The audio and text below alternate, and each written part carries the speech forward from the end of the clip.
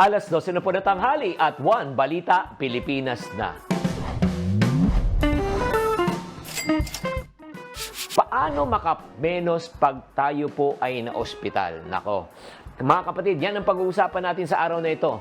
Alam nyo, bukod pa sa HMO, PhilHealth, nako, kailangan po natin maging madiskarte po. Bakit po? Sa totoo lang, pag tayo po ay nagkaroon ng karamdaman, mauubos po ang ating ipon at syempre yung pinagpaguran. Kaya nga, ito yung mga dapat natin gawin. Una, pumunta tayo ng barangay health centers.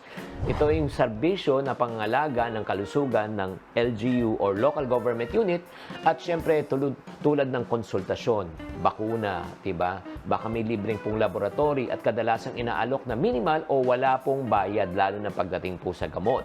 Pangalawa po, ay kailangan matuto po tayo. Samantalahin po natin ang edukasyon na ginagawa po ng mga local health center para I do believe, kasi prevention is better than cure.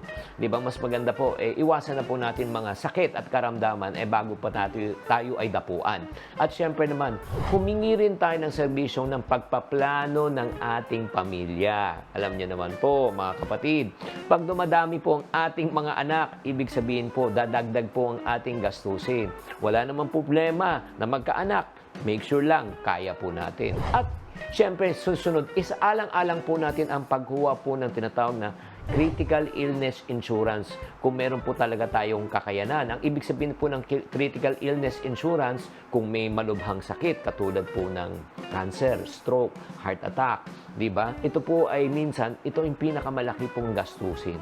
At syempre, wag natin kalimutan po, mag-ipon po ng emergency fund sa mga hindi inaasahang pangyayari tulad ng, syempre naman, emergency pag nawalan ng trabaho, pag tayo po ay nagkasakit, para meron tayong dudukutin. At syempre naman, ang pinakamahalaga, kumain ng tama, mag-ehersisyo, matulog na 8 oras, at syempre magkaroon tayo ng regular check-up para makatulong po sa atin na maagapan kung ano man ang mga medical na problema bago pa ito lumala.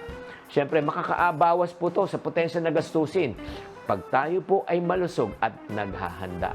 Sa pamagitan ng mga hakbang na ito, maaari po natin labanan ang gastusin sa ospital at matiyak ang financial security sa oras ng pangailangan, lalo na pagdating sa kalusugan. Tatandaan, ito po si Chinky Tan nagsasabi, tamang karunungan, tamang disiplina ang susi sa pagyaman.